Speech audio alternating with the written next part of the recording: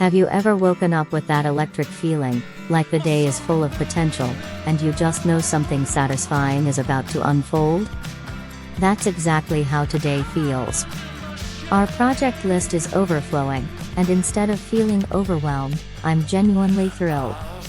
There's something magical about getting your hands into the soil, seeing transformations happen in real time. And today's projects?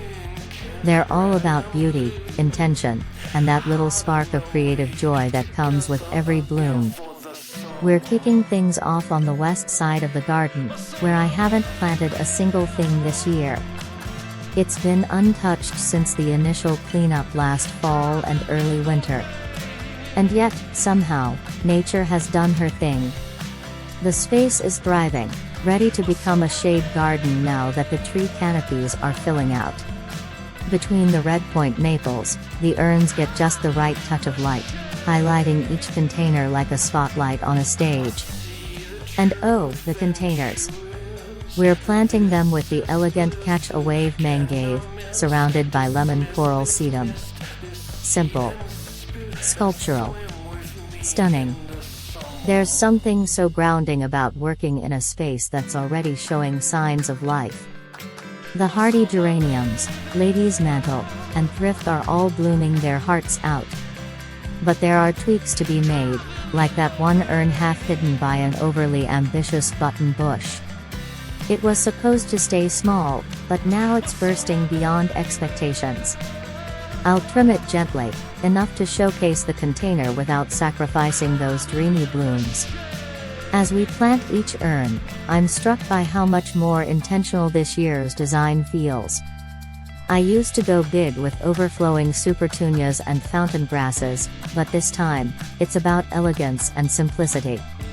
I want the containers themselves to shine, not just what's in them. And when the lemon coral starts spilling just slightly over the edge, just enough to catch the light, it's going to be breathtaking. Practical too. These plants are low maintenance, no extra watering or fertilizer needed. Just beauty doing its thing with ease. And you know what? This year, I'm not even planting directly into the urns. I'm slipping the mangaves in, container and all. It makes fall cleanup so much easier and gives me the freedom to winter them over without the hassle of digging. It's one of those simple tricks that makes gardening feel less like a chore and more like a gift. One by one, the urns come together, soft textures against strong forms, muted greens against the crisp containers. And when I finally step back and look down the line, it's incredibly satisfying. The structure. The balance. The quiet beauty. Even if you can't see that last urn from every angle, there's something special about having to step in close, to explore and discover. But we're not done yet. The next stop. The kitchen flower bed. This space is begging for a refresh. It once held pansies and spring bulbs, but now it's a blank canvas. I'm thinking we introduce a ginger wine 9-bark for its coppery glow, something warm to echo the new locust tree we planted nearby. Maybe a hydrangea for softness and drama. There's a bit of trial and error here, but that's part of the thrill. Garden design is never finished, it evolves, just like we do. After standing there admiring how the west side urns turned out, I couldn't help but feel that familiar sense of momentum, like each beautiful space we finish gives us just enough energy to tackle the next. Now, onto the kitchen flower bed, which has so much untapped potential. It's one of those spaces that's seen some love over the seasons but has never quite found its identity. You know the kind of spot you walk past 100 times, always thinking, one day, I'll make this right.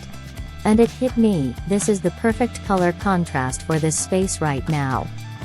Especially knowing that we still get a good deal of sun here for a few more years, I figured we might as well take advantage of it. The warm tones just pop against the mulch and backdrop of our newly transplanted locust tree. It's like it wanted to be seen. After standing there admiring how the west side urns turned out, I couldn't help but feel that familiar sense of momentum, like each beautiful space we finish gives us just enough energy to tackle the next. Now, onto the kitchen flower bed, which has so much untapped potential. And it hit me, this is the perfect color contrast for this space right now. There are challenges too, like the fountain. We tried rain chains to reduce splatter, but it's still misbehaving.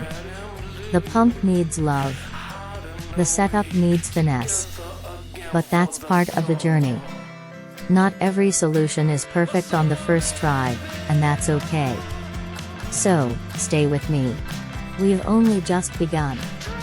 There's something so soul-filling about transforming spaces with your own two hands, and today, we're doing just that, one plant at a